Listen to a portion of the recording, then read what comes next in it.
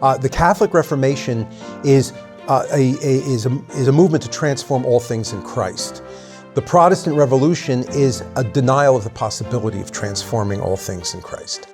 Angelus Press presents its 2017 conference on Fatima, Our Lady's Answer to Three Revolutions. My name is John Rao. I'm from New York City. I teach at St. John's University, and I'm the chairman of a 50-year-old organization called the Roman Forum. My topic for this year's conference is the distinction between Protestant Revolution and Catholic Reformation.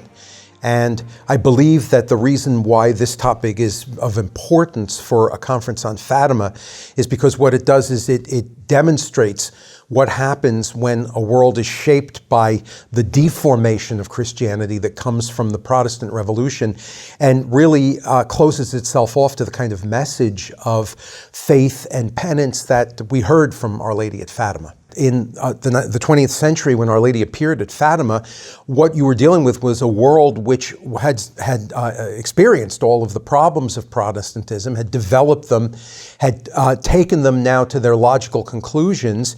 And one of these, of course, is the development of the phenomenon of Marxism-Leninism in Russia, which obviously the message addresses as being a threat.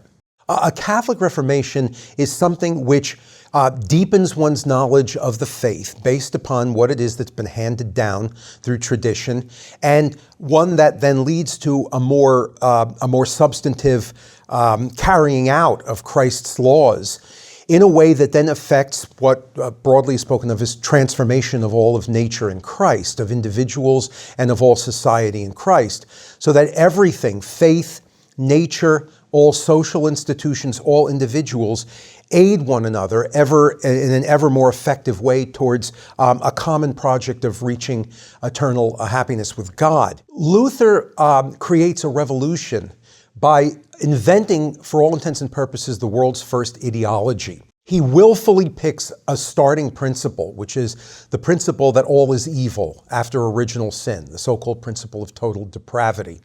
And from this principle, he then logically deduces a whole set of consequences. And one of the most significant of these consequences is that there is absolutely nothing that anyone can do to please God. And there is no way that any kind of social institutions or natural forces in the world around us can help an individual to accomplish this impossible work of pleasing God. So what this does is it just leaves the individual, who is a hopeless sinner, on his own before a fearful God. And the conclusion of that, or the consequence of that, is that you just simply have the willful God willfully deciding whether to allow this individual into heaven or to damn him to hell for all eternity. And the individual has to hope that God's grace will allow him to be one of those who are saved. I think people will take away from my talk a realization that the temptations that led to the Protestant revolutions are the same temptations that we face today, and I don't mean people just on the outside, but traditionalist Catholics as well. I think that what people will get out of the Angelus Press Conference is what athletes get out of physical training. You have to be physically trained in order to go out on the playing field and win a game.